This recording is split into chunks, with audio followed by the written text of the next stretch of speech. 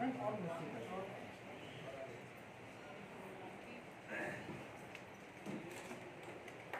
तो बजा दीजिए भाई।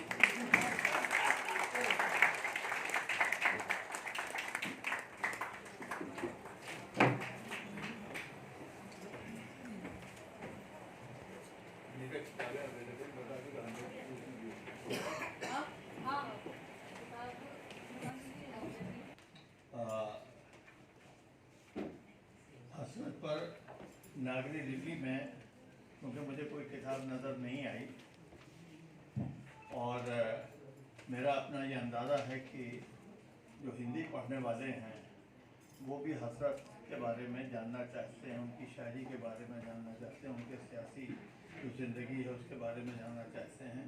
और बहुत ज़बरदस्त जो उनका पूरा हो रहा है, खाली सियासी तौर से, उसके बाद स्वदेशी आंदोलन, और सबसे बड़ी बात यह है कि जो उनका सबसे बड़ा कारनामा है कि हिंदुस्तान में कम्युनिस्ट पार्टी की बुनियाद रखने वाले वही हैं।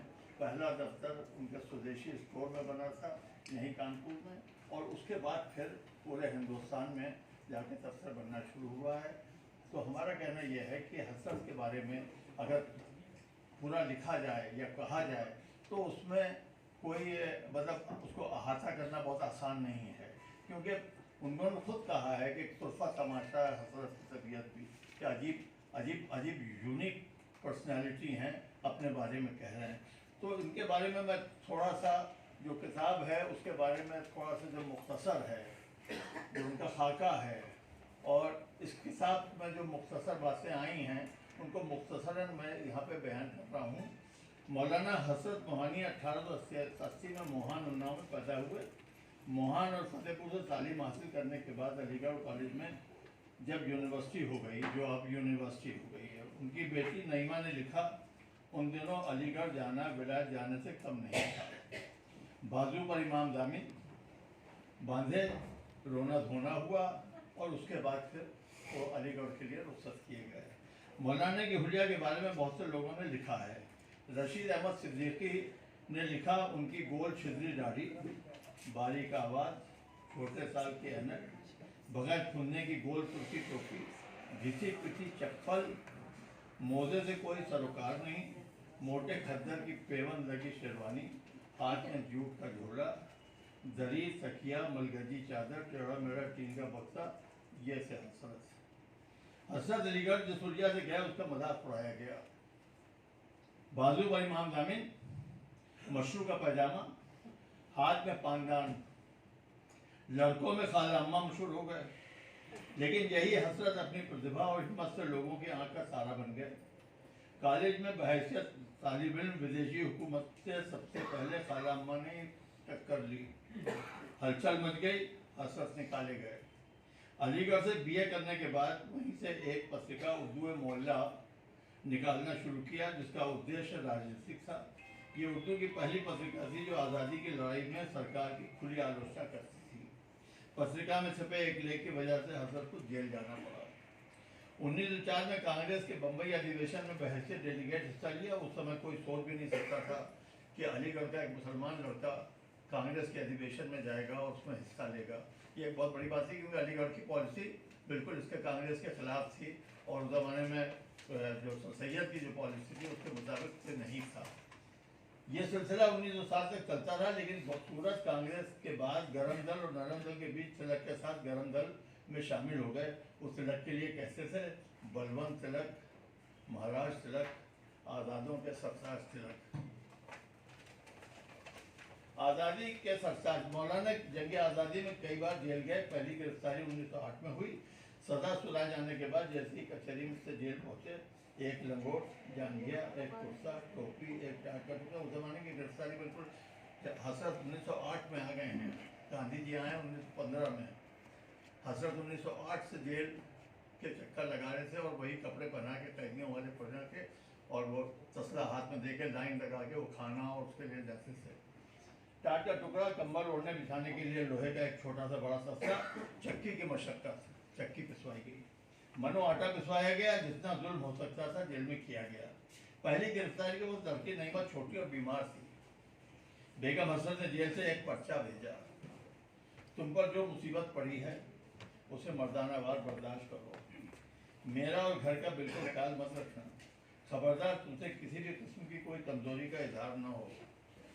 ख्वाजा हसन निज़ामी ने लिखा, हसरत की बीवी हिंदुस्तान की मुसलमान औरतों में बड़ी शौहरत परस्त औरत से ऐसी वफादारी उस औरत से जाहिर हुई जैसे सीता जी ने रामचंद्र जी के साथ की थी। हसरत की जेल मुद्दत के दौरान उनकी वालिद का इंतकाल हो गया, नहीं मिल पाया। जेल से छूटने के बाद पत्रिका निकालना चाहा, सरकार के डर की वजह से कोई छापने को तैयार नहीं हुआ। स्वयं घर में एक लकड़ी का प्रेस लगा कर छापने लगे। टूटा फूटा घर था, ऐसी पेड़ के नीचे एक था, उसके नीचे जाके उन्होंने एक लकड़ी का बना के अपना खुद ही अपने हाथ से करके बना लिया। एक लेख की वजह से 3,000 रुपये जुर्माना हुआ। मौलाना आज़ाद ने लिखा, पोलिया नशीन 10-10 के 3 नोट नहीं दे सकता, 3,000 रुपये कहाँ जाएगा। नतीजा ये हुआ, प्रेस बंद हो गया।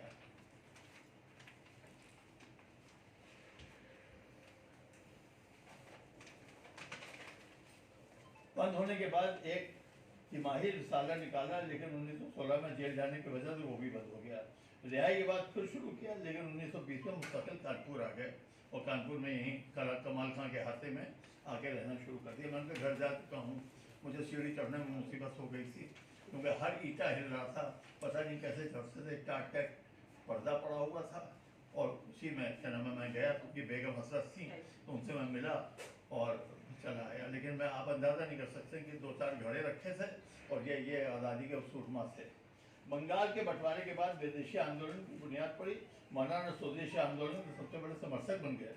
गांधी जी ने मौलाना के कहने पर असहयोग आंदोलन के साथ स्वदेशी आंदोलन को भी जोड़ दिया। 1916 में कांग्रेस और मुस्लिम लीग के अधिवेशन में उसमें तिलक की कोशिश से लीग और कांग्रेस में ऐतिहासिक समझौता हुआ। तिलक का कहना था कि मौलाना की लगातार हिंदू मुस्लिम इत्तेहाद की कोशिश का नतीजा है कि आज मैं कामयाब हो गया। 1920 में कानपुर में स्वदेशी स्टोर खोला, गांधी जी ने उसका उद्घाटन किया। वो गांधी जी से सलाह भी बहुत करते थे। जब साइमन कमीशन आया तो Gandhi ji Simon go back कर रहे थे, ये उसकी हिमायत कर रहे थे, तो इन्होंने अपना एक जुलूस निकाल दिया, गांधी गो बैक, नाक से बोलते थे Gandhi go back, Gandhi go back. 1921 में खिलाफत कांग्रेस और लीग के अधिवेशन अहमदाबाद में हुआ। सर ने गांधी जी की मर्जी के खिलाफ खुले इजलास में मुकम्मल आज़ादी का प्रस्ताव पेश कर दिया। गांधी जी ने समझाने की कोशिश की मगर सबका समझने वाले थे। गांधी जी की कोशिश से प्रस्ताव पास नहीं हुआ। राजेंद्र प्रसाद और सुभाष बोस ने लिखा कि बड़े मार्के का प्रस्ताव था, गांधी जी अगर दखल न देते पास हो गया था। इसके बावजूद गांधी असर को बहुत प्रभावित थे। उनका कहना था कि हिंदू मुस्लिम एकता और लीग कौम परस्ती का समर्थक उससे बढ़कर मुसलमानों में कोई नहीं है। नौजीवन में एक लेख में गांधी जी ने लिखा कि मुसलमानों के पास 3 रत्न हैं, इन तीनों में हसरत सबसे महान है। 1925 में ये बहुत बड़ा मार्के का काम है। 1925 में कानपुर में कम्युनिस्ट पार्टी का अधिवेशन हुआ। हसरत ने अधिवेशन की सदारत की। डांगे, मुजफ्फर अहमद, चेटियार, शौकत उस्मानी और जितने भी हिंदुस्तान के बड़े बड़े सियासी कम्युनिस्ट पार्टी के लीडर थे, उन सब ने उसमें हिस्सा लिया और हिंदुस्तान के बड़े बड़े कम्युनिस्ट लीडरों ने भाग लिया। हसरत ने स्वदेशी स्टोर में पार्टी का पहला दफ्तर बनाया। बेगम हसरत, पंडित राम प्रसाद वगैरह उसके प्रथम सदस्य बने हिंदुस्तान में। 1937 में हसरत की बीवी निशा का देहांत हो गया। बेगम हसरत जो पर्दा छोड़ चुकी थी, जंग आज़ादी में हसरत का हर कदम पर साथ दिया। उनकी मौत का हसरत पर बहुत असर है। इनके बारे में हमने एक अलग मजमून इसमें लिखा है। बेगम हसरत निशा के बाद हसरत ने लिखा, आशिकी का हौसला बेकार है तेरे बगैर, आरजू की जिंदगी बेकार है तेरे बगैर। हसरत का घराना मजहबी था, उसी माहौल में उनकी परवरिश हुई। 11 बार हज किया।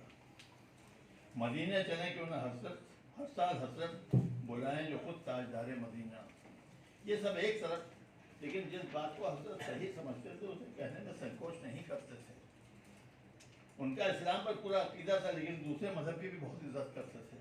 उनके यहाँ इस्लाम के में बुजुर्गों के अलावा जिसका नाम बार बार आया है वो श्री कृष्ण जी हैं। श्री कृष्ण को बाप के बाद में फ़कीर लिखते हैं कि श्री कृष्ण के बाद में फ़कीर अपने पीरों के पीर हज़रत सैयद अब्दुल रज़्ज़ाक़ बासवी रहमतुल्लाह के मसलक आशिकी का पैरवा है। उनका कहना है कि कुरान शरीफ में जिक्र आया है कि खुदा ने दुनिया के हर कोने में पैगंबर भेजे हैं और सीधा रास्ता दिखाने के लिए भेजे हैं। हिंदुस्तान में वो श्री कृष्ण को श्री कृष्ण जी महाराज अलैहिस्सलाम पैगम्बर हिंदुस्तान कहा करते थे। उनका कहना था, पर क्या बात कही है, पैगाम हयात जावेदा था, हर नगमा कृष्ण बांसुरी का। उनकी बांसुरी की आवाज़ जिसके कान में गई वो अमर हो गया। हर नगमा कृष्ण बांसुरी का। हर हज के बाद मथुरा के दर्शन करने जाते थे। वो कहते थे, हसरत की भी कबूल हो मथुरा में हरदी, सुनते हैं आशिकों में तुम्हारा करम है खास। फिर उसके बाद एक नज्म कह के सुनाते थे, वहीं बैठते थे। और बैठने के बाद, बिरहा की रैन कटे न पहाड़, सूनी नगरिया पड़ी है उदास, निर्दयी शाम परदेश सितारे, हम दुखियारिन छोड़ छाड़। कहते थे, मुँह पे रंग न डरो मुरारी, बिनती करते सुहारी, पनिया भरन का जाहे न दें, देखा है न नारी। उनका कहना था, मजहब इश्क है परिस्थिति हुस्न। असल बात ये थी, मजहब इश्क है परिस्थिति हुस्न, हम नहीं जानते अज़ाब व सवाब। सीधी बात है। उनकी होली के बारे में काजी अब्दुल अब्बासी ने लिखा है, एक दिन मैंने देखा कि होली के रंग पड़े कपड़े पहने घूम रहे हैं। मैंने पूछा, मौलाना ये क्या? कहने लगे, डॉक्टर मुरारी लाल की बीवी ने रंग डाला है। खैर ये घटना तो किसी के साथ भी हो सकती है, लेकिन 3 दिन तक वो यही रंग पड़े कपड़े पहने रहे और इन्हीं कपड़ों में नमाज पढ़ते रहे। मुरारी लाल काम करते एक बड़े लीडर से, इन्हीं कपड़ों में, रंगे हुए कपड़ों में अपना नमाज पढ़ने चले जाते थे। उनके 3 एम बहुत मशहूर हैं, मक्का, मथुरा और मॉस्को। ये बहुत अहम बात है, मतलब एक पूरा पैगाम है इसमें। मक्का उनका अकीदा था, मथुरा से मोहब्बत करते थे, और मॉस्को को सियासी तौर पर ज़रूरी समझते थे। हकीकत यह है कि वो हिंदुस्तानी मुसलमानों को पैगाम देना चाहते थे कि वो अपने ईमान पर कायम रहते हुए हिंदुस्तान की तहजीब से जुड़े रह सकते हैं, साथ में समाजवाद के द्वारा मानवता की खिदमत कर सकते हैं। हम लोगों को मालूम है कि हसरत बांसुरी भी बजाते थे और इसके अलावा और भी बहुत कुछ किया करते थे। मौलाना हसरत ने अपना सारा जीवन दरवेशाना और फकीराना अंदाज में गुजारा। वो एक महान शायर थे, इनकलाबी और जंग आज़ादी के बड़े लीडरों में से। वो मेंबर पार्लियामेंट रहे, संविधान सभा के मेंबर रहे, बड़े बड़े जलसों की अध्यक्षता करते थे। मगर उनकी दरवेशाना शान को देखकर लोग दंग रह जाते थे।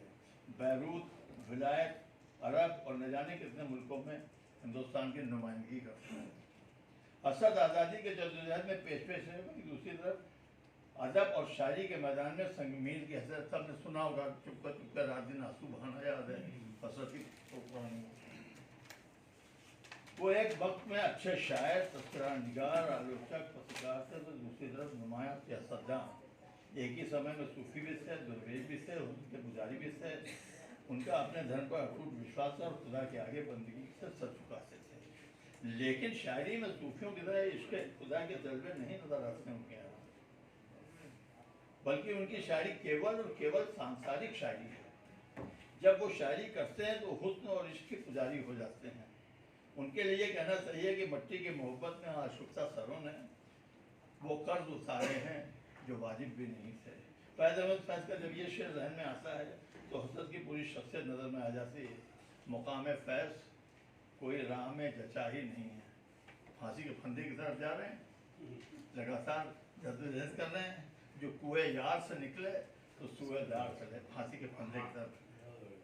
कुएं यार और सूएदार। हसरत ने शायरी में जब कदम रखा तो गज़ल मर चुकी थी, बहुत घटिया स्तर पर आ गई थी। उसमें उन्होंने फिर से रूह फूंक दी और बड़े बड़े अदीब उनके कायल हो गए। सबसे ज़्यादा फैज़ साहब कायल थे पे। गज़ल का चेहरा उन्हीं का सर बन गया। हसरत की शायरी का कमाल यह है कि उन्हें महबूब को जिस अंदाज में देखा उसी अंदाज से पेश कर दिया, उसमें कोई बनावट नहीं। अल्लाह ने जिसमें यार की खूबी कि खुद ब खुद रंगीनियों में डूब गया पैरहन तमाम। क्या बात है। वो शर्माए बैठे हैं गर्दन झुकाए, गजब हो गया एक नज़र देख लेना। रंग दिल का लगा गई आंखें, रोग दिल का लगा गई आंखें, एक तमाशा दिखा गई आंखें। वो बेपरवाह सोते हैं जाहिर में लेकिन दुपट्टा यूं ही मुंह पे डाले। जो भी आवे है मेरे तेरे पास ही आकर बैठे, हम कहाँ तक तेरे पहलू से सर रखते जाएं। उसने हमसे सुनी ना शौक की बात, हंस के बोले इक्के जबान में है, तोड़ कर अहले करम नाशना हो जाइए, बंदा परवर जाइए, अच्छा खफा हो जाइए। ऐसे बिगड़े वो सुन के शौक की बात, ऐसे बिगड़े वो सुन के शौक की बात, आज तक हमसे बोलचाल नहीं है। मोहब्बत क्या सूरमा लंबी, मुल्क के आज़ादी के सूरमा लंबी बीमारी के बाद 1951 में इस जहान फ़ानी से रुखसत हो गए। रास्ते में हर कदम पर ठोकरें कितनी लगी, फिर भी जाने क्यों मुझे अपना सफ़र अच्छा लगा। शुक्रिया।